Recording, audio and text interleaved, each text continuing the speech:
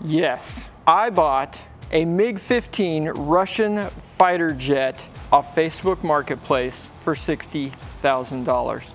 What was I thinking? Just insane. Check out what I found. It's a 5,001, I won 5,000 Bank of Korea money. I'm assuming this is in American dollars, probably only worth like $5 or something maybe. And found an actual 1 ounce silver coin. It's not the Save the 310 coin, not yet. But look at this, it says $1. And in 1921, when this one was founded, this is actually worth close to 20 bucks right now. So it went up in value, it kept up with our fiat currency that they're printing. So that's why Jimmy invests in silver and gold, and you should too, with legacy precious metals. Because, listen, the Fed raised interest rates, the housing market is already starting to go woof. Even here in Florida, I'm starting to see a lot of price cuts, all that kind of thing. So this party is about to come to an end, even, as much as it breaks my heart, the crazy prices on airplanes right now. So I know it's happening. And when things are gonna get crazy, and we know they're gonna get crazy, listen, we've been through this stuff before, it's not new. You have to invest in those things that are going to make it through the storm. I invest in gold, silver, and the precious metals, specifically with legacy precious metals. They can help you invest in the actual physical stuff, gold as well. You can use your IRA and other retirement accounts. You can go buy it from them. They can send the physical gold to your door, or they can invest with your retirement accounts. I had a million questions when it came to investing, and those guys answered all of my silly questions. That's what they do best. They answer questions, especially when it's not the normal thing like investing in stocks and bonds and mutual funds and that kind of stuff. Give them a call. Call the number on the screen right now. Ask them all the questions you want. It's free to talk to them. Give them a call. Tell them Jimmy sent you. Legacy Precious Metals.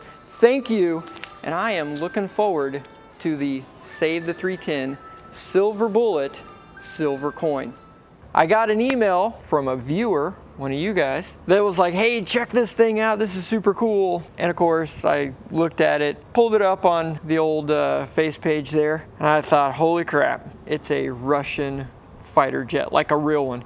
And it was in pretty good shape. And yes, we're gonna be flying it very, very soon. When I pulled up the ad on Facebook, it said $75,000, it listed it, and it had everything. It had the APU, it had all the jacks, it had a cradle for the tail section and all this stuff. It had a crap load of extra parts, an extra engine that was brand new. It was flying previously, and of course, the story.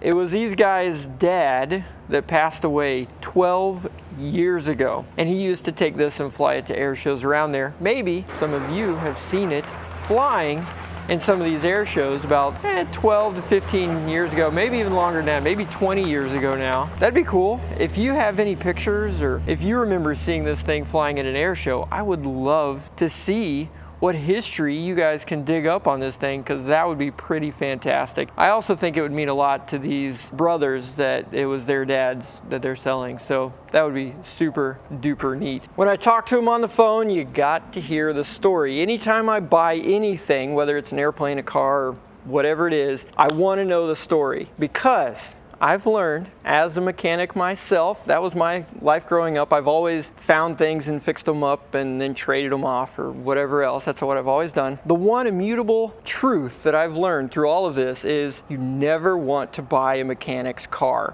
ever. Because it's always the one that's the worst condition. That's just the truth of it. I wanted to make sure like who this guy was, how this thing was taken care of, because when you're doing like 600 miles an hour, 3 miles high, you kind of want to make sure things are done right and it wasn't like halfway done.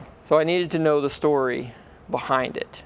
Made the phone call. Of course, this guy answers in this very southern voice, and we talk about the airplane and the story. And not only did he have this airplane, he had 4 other airplanes, and one was a World War II trainer Texan T6. Yes, I am going to see these airplanes. Maybe, just maybe, we could get a deal if we buy in bulk. And I said I could be interested in all of them. So that made him you know, perk his ears up a little bit. So we figured out a time and I got down there. Now here's the coolest thing. Standing next to the 310. The hotel room we got was room 310. That's cool. Little side note. And that's when Mini-Me, well, he's not mini anymore, he's like this tall now. Daggone, grow up fast. Silas and I got on the airplane and headed north. First thing we did, this plane had not been moved or touched in 12 years. Still had the same fuel, the Jet A, from 12 years ago in it. Not been started, nothing like that. So I was like, holy cow, this is gonna be an insane thing. Make sure you call the fire department, make sure we've got a big fire truck on hand. They did, they came through because frankly, they all thought this thing was just gonna explode and burst into flames. Which ironically, this airplane, we didn't have any issues at all starting it up. And it was a T6 that caught fire. And you can see that video right there.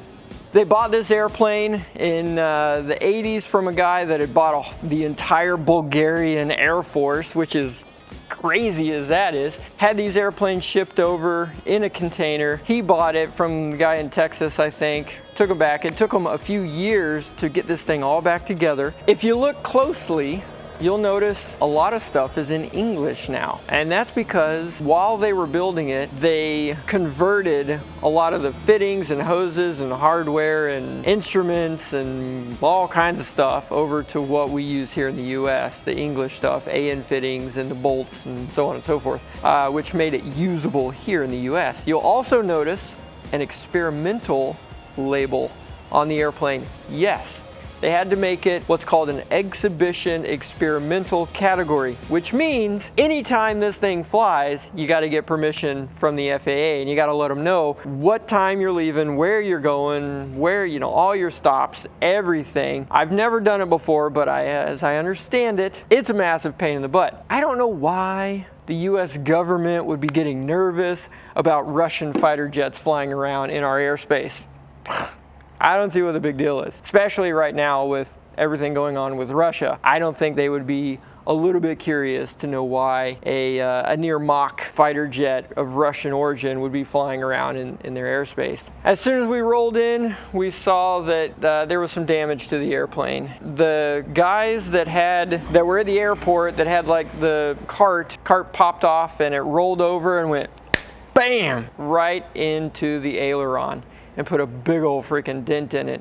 It also hit the wingtip, which it was hard enough, and the airplane was up on jacks at the time and, you know, kind of on a tripod, which is not real stable. Hit it, and where the plane twisted enough to where the drop tank, the big bomb looking thing underneath, hit the jack and put a dent in that as well. So all this stuff has to be fixed before we can fly it. That's doable, right? The parts might be a little bit hard to get a hold of if we have to replace anything, which the aileron itself we did have to replace, but there's a few of these things out there. And we put air in the tires, took the thing, put it down on the ground, took the jacks out, pulled it out, still had the old batteries in it, hooked everything up, just looked it all over to make sure, the best we could tell, nothing was going to catch on fire or was leaking. APU was the hardest thing to get started, the generator for it. So we were able to finally get the APU going, plugged it in.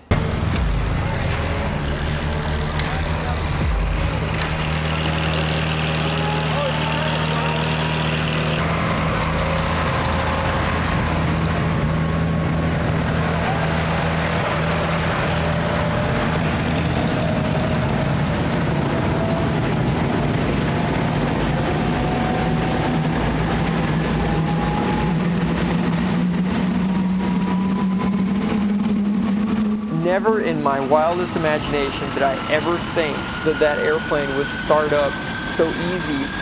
No smoke whatsoever. No white smoke, no black smoke, no blue smoke, no nothing. It literally just started making noise and heat. Crazy town. When we put the GoPro on the back, we actually had to add an effect of shaking so that it had the effect on camera that it was even running. Like, it was running so clean and so smooth that you could not tell on camera that it was even running. It looked like nothing, maybe a little bit of heat, you know how you can kind of see the wrinkle. That was it. It was just insane. And they ran it up and woo, you know, did all that. Perfect, flawless. All the systems that we could check while it was running, checked out, it worked. I was like, holy crap, this Russian thing that's made to land in fields and be taken care of in the northern parts of Siberia is built like a tank. And it was. The metal that's on the wings of that thing is thicker than any metal on any other airplane I've ever been around. It's insane how thick that metal is. Here on the walking surface of this airplane, not even close to as thick as the metal that's on the wings of that. It's just nuts. So yeah, it fired up, boom, no problem. So then the next day, you know, we put everything back, and the next day went over and fired the T6 up, which is the one airplane they had been kind of keeping going and all that kind of stuff. Well, turns out that's the one that caught fire and was a big drama, we thought it was gonna go really bad. No fire extinguisher around, nothing like that. We're out there, the other guy, Matt, he's out there trying to put the stupid thing out with a rag, an oily rag, and that was sketchy. That was legitimately sketchy. Thought I was gonna get caught on fire in an old World War II airplane. I digress. This is about the MiG. Those two things, they turned out to be in pretty good shape, actually. And I was impressed, and I said, hey, let's make a deal on both of them. And we did. We struck a deal, paid 60 grand for the MiG. You know, I bought them both as a package deal, so the value that I put on the MiG was 60,000. Frankly, that's all that this thing is worth, because it's so flippin' expensive to keep it flying. I mean, it burns, first off, about 300 gallons an hour of Jet A at $4 a gallon, $5 a gallon, give or take, wherever you're buying it at. So that's kind of expensive. All the maintenance that it takes, the nitrogen, you got to refill this whole thing up with nitrogen after every single flight, because that's what the brakes use. It doesn't have normal hydraulic brakes. It uses nitrogen on the brakes, which is just insane. So yeah, it's just a crazy amount of expense and labor for every flight hour of that airplane. They told me it was like 5 hours of work for every 1 hour of flight. Nuts. So anyway, that's why these brothers were selling it, is just because they don't have that kind of resources and time and everything that it takes to fly that thing. And neither one of them were even certified to fly in the MiG. Anyway, that's why they sold it to this guy. And I found a partner that knows these MiGs really, really well. He's already built a MiG-21 supersonic, and he's currently finishing up a MiG-17, and then he already bought a MiG-15, but then he found mine, and mine was much further along in the process. Should be a lot easier to get flying than the 15 that he bought. He got mine, we partnered up, and the deal that we got is, I told him, I was like, look, I'll sell it to you on one condition. I am gonna be there on every step of the way so that you guys can see what it takes to get an old Cold War era fighter jet fixed and flying, and maybe even take a flight in it whenever this thing gets done, and definitely be there to show you the process of getting it fixed up, inspecting it, and definitely its first flight, because that's going to be sketchy. Oh, so the update. So he said, yep, I'm in. Now, he doesn't want to be on camera, doesn't want his name known or anything like that, but we'll still get to follow along in the process, watch this thing come together. It's going to be fantastic. He's already got the aileron from his other MiG that he bought. We just took that one. He painted it up. The wingtip, same deal. He already had that other one and got that one painted up. And then the drop tank, we did bring that because apparently there's two different kinds of drop tanks on these airplanes. One is an actual aluminum one, which is the one that we have. It's a thick aluminum, just like you would think that these bomb looking things are. Well, the other one is basically a cardboard, like fiberglass type of material. Well, this one, thankfully, is the aluminum one. Took it and he was working his magic on it, getting all the dents back out of it, everything primed, and then he painted it, and they're ready to get put back on. And now we just got to get them back over there and start installing them, and then doing our tests that would actually make this thing fly. He redid a whole set of brakes for it and wheels for it so that those can just go back on there, because you don't want an old tire on this thing and come into land and blow out a tire on it, and then that would be a really bad day. Yeah, shoot, we just got to get that stuff put on there and then start doing the systems checks and stuff and going through it really, really well. And this sucker's gonna fly, baby. It's gonna fly, and that's fantastic. Kind of scared, if I'm honest with you. What could possibly go wrong? It'll be fine. It'll be fine.